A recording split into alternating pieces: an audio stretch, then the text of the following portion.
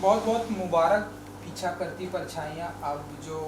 अब हमें ये डिजिटल प्लेटफॉर्म पे देखने को मिलेगा। मुझे जितना कुछ दिखाया गया बहुत ही ब्यूटीफुल देखा मैंने।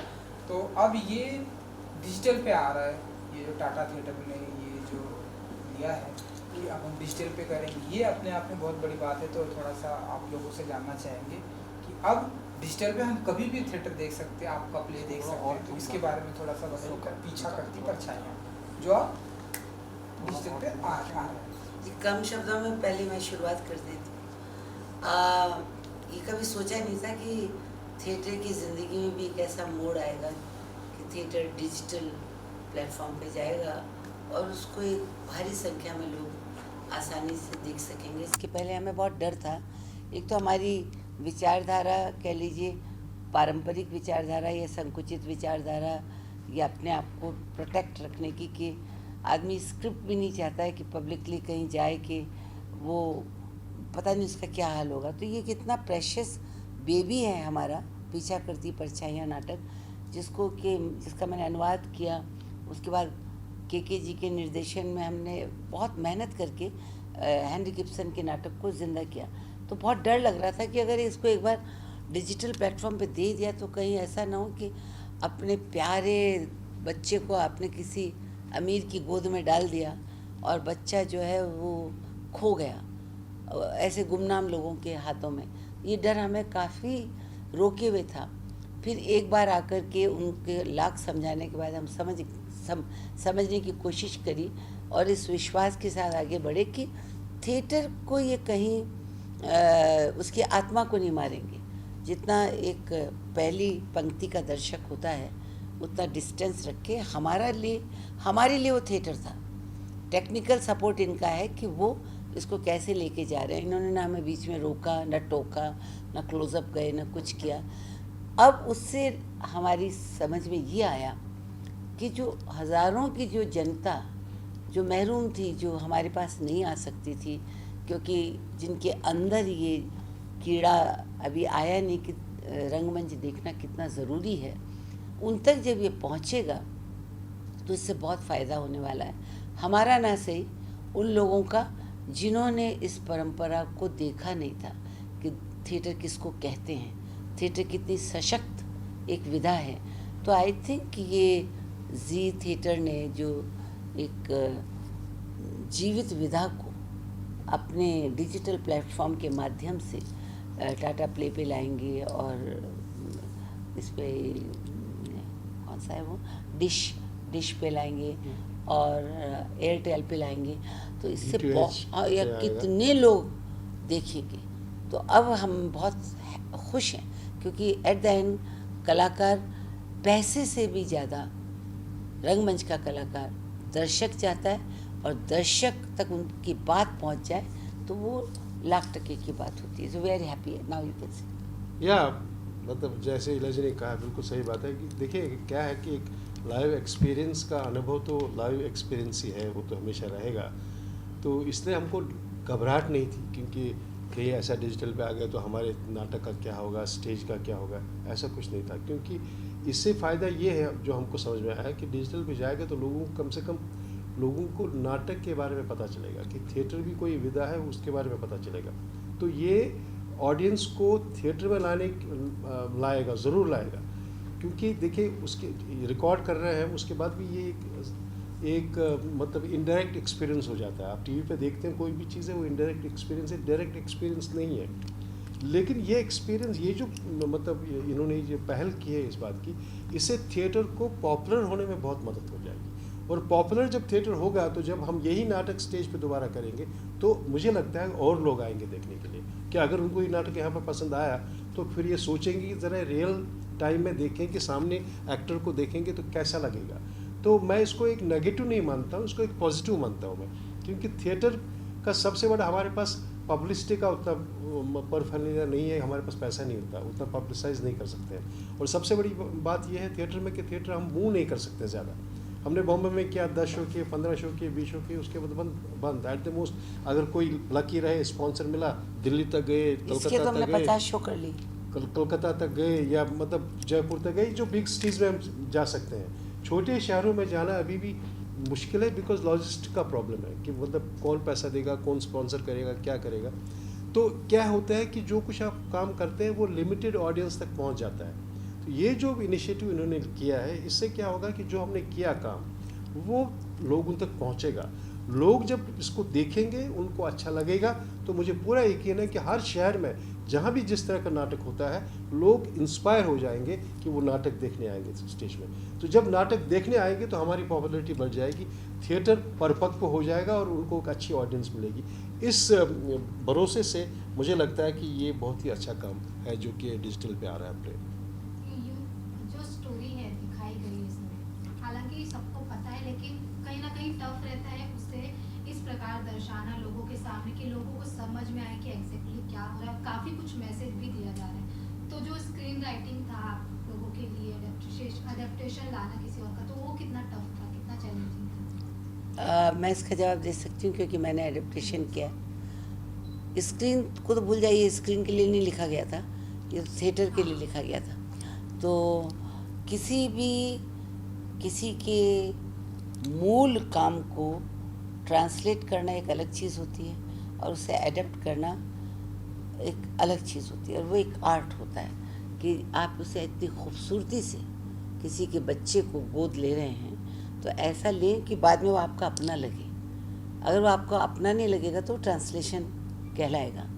वैसी पोशाकें पहन रही, वो भाषा है, तो इसकी मानसिकता को, इसकी जोग्राफिकली, मेंटली, भाषा वाइज, कॉस्ट्यूम वाइज इसको पूरा ढालना पड़ता है, और वो स्क्रिप्ट के लेवल से ही काम शुरू हो जाता है। तो जब मैंने इसको राजस्थान में सोचा, ये कहीं भी हो सकता था, ये किसी मुस्लिम नवाबी फैमिली में भी हो सकता था, क्योंकि तबका जो है वो रिचर तबका है, पर मैंने राजस्थान को इसलिए चुना क्योंकि मैं राजस्थान को बेहतरीन जानती हूँ और उसकी कॉमन मैन से लेके और रॉयल्टी तक के सारे लोगों का करीबी मेरा एक ऑब्जर्वेशन रहा है। तो उनको लेकर के, और एडेप्टेशन में थोड़ी गुंजाइश होती है कि उनके माध्यम से आप अपनी बात कह दें। एट द एंड मैंने क्यों चुना कि मुझे अपनी औरत को ये सब्जेक्ट दिखाना है, उसकी बात को इनके माध्यम से कहना है।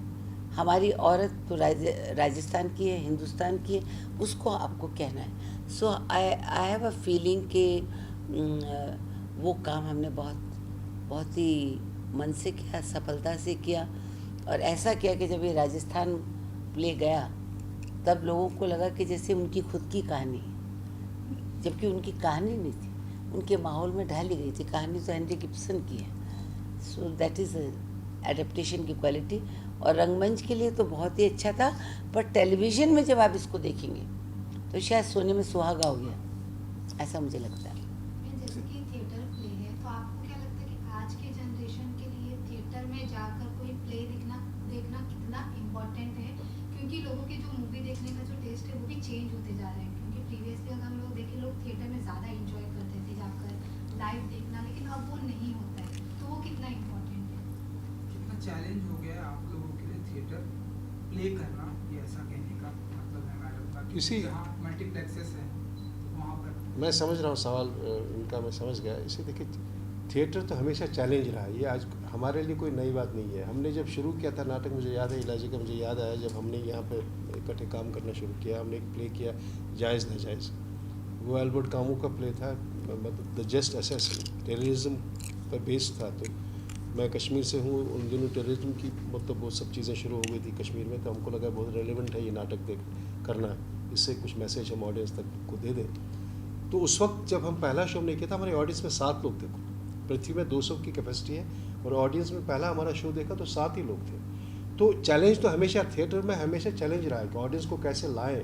लेकिन 40 साल की इस यात्रा में अब मैं ये आपको मतलब कह सकता हूँ with certain kind of happiness and proud कि आज जब हम 25 तारीख को जब हम नाटक कर रहे हैं, दूसरा नाटक है ये रास्ते हैं प्यार के, तो अभी से टिकटें बिक चुकी हैं ऑलरेडी, 100-150 टिकटें बिक चुकी हैं 250 का ऑडिटोरियम में। तो यानी कि कहीं ना कहीं इस यात्रा में वो कंसिस्टेंटली काम करने में, उस चैलेंज को बर्दाश्त करने में, उसको चैलेंज को हेड ऑन लेने से कुछ तो फ़ायदा होता है। ऐसी बात नहीं है कि मतलब मैं ये नहीं कहूँगा कि थिएटर का और फिल्म का कभी कोई कॉन्ट्रडिक्शन नहीं था, बिकॉज ये आपको समझना पड़ेगा, थिएटर एक अलग मीडियम है, उस अलग ग्रामर है, और सिनेमा एक अलग ग्रामर है।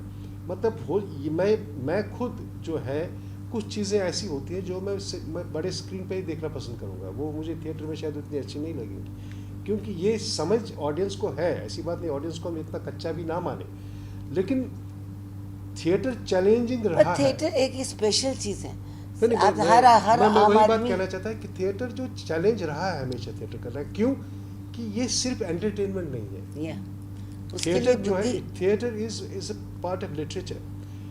मतलब फिल्म में आप एक मतलब मामूली सा टॉपिक लेके लोगों को हंसा सकते हैं और चले गए, उन्होंने हंस दिया और चले गए, लेकिन थिएटर में ज़्यादातर लोग क्या करते हैं, क्योंकि थिएटर का पर्पस है क्वेश्चन करना, वी रेज क्वेश्चन, सोसाइटी में जो प्रॉब्लम्स है उनके बारे में बात करना, so that's why it becomes so important and it becomes a part of literature. इसलिए थिएटर थोड़ा सा उसको थोड़ा सीरियसली देखना पड़ेगा आपको।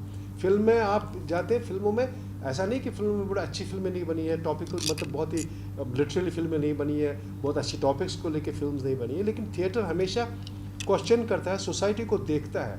कहते हैं कि थिएटर जो है वो मतलब सोसाइटी का आईना है, जो सोसाइटी में हो रहा है उसी को दर्शाने की कोशिश करता है। तो इसलिए थिएटर एंटरटेनमेंट के अलावा चूंकि ये एक क्वेश्चनिंग करता है, क्योंकि ये समाज को उनकी गलत नीतियों पे, जैसे हमारे प्ले में गलत रीतियों पर जो डेकेडेंट वैल्यूज़ हैं उनको क्वेश्चन कर रहा है कि क्या वो जो यशोधरा वायसा हमारे प्ले पीछा करती परछाई में कहती है, ये सिर्फ थिएटर में पॉसिबल हो सकता है। थिएटर में ये इसलिए पॉसिबल हो सकता है कि उसकी भी एक नीश ऑडियंस होती है। थिएटर एक्चुअली वही देखता है जिसको लिटरेचर से लगाव है, जिसको स्टोरी टेलिंग से लगाव है, जिसको अच्छी एक्टिंग से लगाव है, वही लोग थिएटर पे आते हैं। और ये किस्सा ऑल ओवर वर्ल्ड बदला नहीं है, ये ऐसा ही है। वही लोग there is a special class of people who like to watch theatre. It's just like painting है, क्लासिकल म्यूजिक, जैसे क्लासिकल पेंटिंग है। अब पेंटिंग आप एग्जीबिशन, हर एक आदमी पेंटिंग एग्जीबिशन देखने थोड़ी जाता है, सारे लोग तो कभी नहीं, क्यों उनको समझ नहीं आएगी बात। लेकिन अगर कोशिश करेंगे हम देखने की, देखिए जैसे हम जाते हैं देखने के लिए, क्यों हमको लगता है कि ये हमारी ज़िंदगी का एक हिस्सा है। और हमको पेंटिंग कैसे हेल्प करती है, बिकॉज जब मैं सेट डिज़ाइन करता हूँ प्ले का, या इलाजी सोचते हैं कुछ, तो हमको वो कलर्स, उन कलर्स का कॉम्बिनेशन, उसका जो हमने देखा है उसका एक्चुअल मीनिंग भले ही मुझे समझ ना आया उस वक्त, लेकिन वो मुझे हेल्प करता है। तो कहीं ना कहीं वो हम रिलेट कर सकते हैं। तो आम आदमी को मैं ये एक्सपेक्ट करूँ कि वो मतलब हुसैन साहब की पेंटिंग जाके देखे और फिर उसको इलस्ट्रेट करे, बहुत मुश्किल काम है। तो हर एक चीज़ के लिए नहीं होता है। जैसे क्लासिकल म्यूजिक है तो हर एक आदमी क्लासिकल म्यूजिक सुनता नहीं है, लेकिन ऐसा मतलब नहीं है कि क्लासिकल का की ऑडियंस नहीं, लोग आके बैठते हैं, देखते हैं, सुनते हैं। और इसके एक दूसरे शब्द में ये भी कहूँगी जो शायद आप कहना चाह रही थी कि यंगर लोग, आपको सबसे बड़ी पीड़ा ये है कि हमारे थिएटर को बहुत यंगर लोग ज्वाइन करना चाहते हैं, सबके थिएटर को। क्यों? कि वो इसको फिल्म तक पहुंचने की सीढ़ी मानते हैं, दूसरे का प्ले कभी नहीं देखते हैं, अपना जो प्ले उनको मौका मिला वो चाहते हैं कि हमारी पब्लिसिटी हो जाए। सो थिएटर के प्रति एक जो रुझान है वो यंगर जनरेशन का है ही नहीं, वो सिर्फ इसको एक सीढ़ी मान के आते हैं। मैं थिएटर जो कर रहे हैं उनकी बात कर रही हूँ, ये तब विकसित होगा जब वो दूसरे का भी नाटक देखें, किसी और का देखें, उसको समझें। हमारे ज़माने में हम सिर्फ थिएटर देखते थे, इतनी खिड़कियाँ नहीं थी एंटरटेनमेंट की, अब इतनी एंटरटेनमेंट की खिड़कियाँ हैं और सब स्टार बनना चाहते हैं। तो इस सिलसिले में मनोरंजन भी बहुत अच्छी तरह से परोसा जा रहा है, अच्छा बढ़िया गंदा सब कुछ। इट्स जस्ट लाइक वो पैन एशिया फूड, कुछ भी खा लो, नूडल भी खा लो, दाल बाटी भी खा लो। But theatre is definitely a very very just like golf. दुनिया क्रिकेट करती है ना, क्योंकि वो अब बहुत पॉपुलर हो चुका है, बॉलीवुड भी बहुत पॉपुलर। गोल्फ खेलने वाला एक सेक्शन होता है, चाहे वो कॉमेडी हो चाहे वो ट्रेजेडी हो, पर थिएटर की समझ जिसको लग जाती है, मराठी थिएटर बहुत सशक्त है, गुजराती थिएटर, एक बार अगर लाइकिंग बन गई उनकी तो दुनिया का कोई आदमी उनको रोकेगा नहीं। साउथ में भी कल्चर है बहुत। इसका मैं एक और एग्जांपल दूंगा कि बिकॉज आप बॉम्बे में हैं और बॉम्बे की कहानी में बताऊंगा आपको कि हम नॉर्मली नाटक करते हैं पृथ्वी थिएटर में, बिकॉज हिंदी की ऑडियंस पृथ्वी थिएटर में, पृथ्वी थिएटर में हम नाटक करते हैं। और वहाँ पे एक कैफ़े चल रहा है साथ में, तो आप सब गए होंगे पृथ्वी में, और वहाँ पे यंग जनरेशन के लोग बैठे होते हैं कैफ़े में। मैंने कई बार उनसे कहा कि यार एक बार अंदर तो आओ, वो नहीं, they are not interested because they खाने व्हाट में- is happening inside Prithvi theatre is alien to them and they have no connection with that, they don't want to connect with that because अब मेरा ये मतलब मैं यही कह सकता हूँ उनको एक बार तो आ जाओ, एक बार आ जाओ और देख लो क्या होता है उसमें, लेकिन they are not interested, they are interested in burger, वो जो वहाँ पे चल रहा है वो खा रहे हैं वो सब। So at the तो end, मुझे ये लग रहा है कि जब तक देखिए ये जो है we should not be disappointed with because मुझे ऐसा लगता है कि थिएटर की ऑडियंस बढ़ी है, थिएटर में लोग आने लगे हैं, थिएटर की टिकट जो 10 रुपये कोई नहीं लेता था आज 500 रुपये की टिकट लेते हैं, theatre is in progression but it is challenging, definitely and challenging. coming to OTT and coming to this dish Airtel and Dish and Tata Play is a further one more step कि जहाँ theatre जा रहा है, और मुझे लगता है कि इनका जो ये प्रयास है इससे थिएटर और पॉपुलर होगा, और नई चीज़ों को एक बार शुरुआत करनी पड़ती है फिर लोगों को चस्का लग जाता है। तो मैं तो यही कहूँगी आपके माध्यम से कि लोगों को आना चाहिए, और जी थिएटर का जो प्रयास है नाटकों को एक नया रंगमंच छोटे पर्दे पे देने का, उसको सफल बनाने के लिए दे मस्ट वॉच हमारा पीछा करती परछाई। Anything else? किरण, पूछना चाहेंगे आप दोनों कई वहाँ से वाइंड अप हो रहा, सॉरी बोलिए। ये इनको देखते ही नहीं, सॉरी। अच्छा है नहीं, बोलिए कि आप दोनों कई साल से काम कर रहे हो, आप कई मतलब एक साथ भी प्रोजेक्ट कर चुके हो, तो कुछ मेमोरीज आप शेयर करना चाहेंगे पहले प्रीवियसली वर्क को लेकर या फिर एक दूसरे की परछाइयाँ? हम एक दूसरे की परछाई परछाई हम इतना साथ चलते हैं हम साथ ही ग्रुप है, एक दूसरे कि के साथ हमारी साथ चलते हैं। परछाई परछाई नहीं होती तो फिर हम पकड़ नहीं पाते एक दूसरे को, तो परछाई तो कभी किसी पकड़ के हाथ शैडो आती में नहीं है। पल नहीं रहे, हमारा अपना एक व्यक्तित्व है, हम साथ चल रहे हैं, और अगर वो ज्ञान का जो सूरज है उससे अगर कोई शैडो है तो वो उस शैडो पे आने वाली यंगर जनरेशन चले। और जहाँ तक है कि टचवुड इसके बाद जाके के जी को एक मिर्ची पहनाऊंगी, खुद एक नींबू पूरा पी जाऊंगी कि लोग ये कह रहे हैं कि 40 साल से दोस्ती कैसे टिकी हुई है, क्रिएटिव दोस्ती। तो उसके लिए क्या है कि ये तो आपका सवाल बिल्कुल जायज़ है, क्योंकि बहुत ग्रुप बहुत जल्दी बनते हैं और बहुत जल्दी टूटते हैं, और अभी तक ईश्वर का ये रहा कि हमारा फोकस जो है ना वो है रंगमंच, क्रिएशन। तो हम उससे अलग हटके अपने बारे में सोच ही नहीं रहे हैं, तो क्लैश नहीं। डिफरेंस ऑफ ओपिनियन जो है वो हमारा वैचारिक क्रिएटिव डिफरेंस ऑफ ओपिनियन हो सकता है, we keep on fighting with each other on that, but the fact is देखिए वर्ल्ड में there are some special people also and we are the I'm one two of them. special people in the world who are working together for 40 years. It has been a great journey, great experience, and what we are happy today is that we have done what we wanted to do. हमने कभी compromise नहीं किया इस बारे में, जो नाटक हमको पसंद है, जिस तरह का नाटक हम करना चाहते हैं, उसमें हमने ये कभी नहीं सोचा कि इसमें कॉमेडी डालो, वो डालो, ये डालो, यार मतलब फोर्ड किस्म के जोक डाल दो कि ताकि ऑडियंस आए, ऐसा हमने कभी किया नहीं, और हम और उम्मीद है जल्दबाजी में भी नहीं, आगे भी नहीं करेंगे, इत्मीनान से। आगे भी ऐसा नहीं करेंगे। और मतलब जाने से पहले मैं वंस अगेन मैं जी थिएटर को और इन सबको थैंक्स कहना चाहता हूँ कि ये वो लोग बहुत अच्छी कोशिश कर रहे हैं कि थिएटर को वो और भी लोगों के सामने पहुँचाए, और मुझे पूरा यकीन है, और मैं रिक्वेस्ट करता हूँ ऑडियंस को जो हमको सुन रहे हैं कि आप ये नाटक देख लीजिए, और हम हमारे साथ साथ जी थिएटर आप को भी भी देखिएगा। एनकरेज कीजिए, क्योंकि वो जब आप उनको एनकरेज करेंगे, जब आप उनके प्लेस देखेंगे, तभी वो हमें एनकरेज करेंगे। इसलिए ये मतलब एक चेन बना हुआ है, इस चेन को बनाए रखिए, and let's hope for the best, and I hope you like our play, and we will come again and we will do some more plays with Z Theatre And 3 cheers for entertainment. Henry Gibson. And 3 cheers for Ibsen and 3 cheers for Ilaji and पीछा करती परछाइयाँ।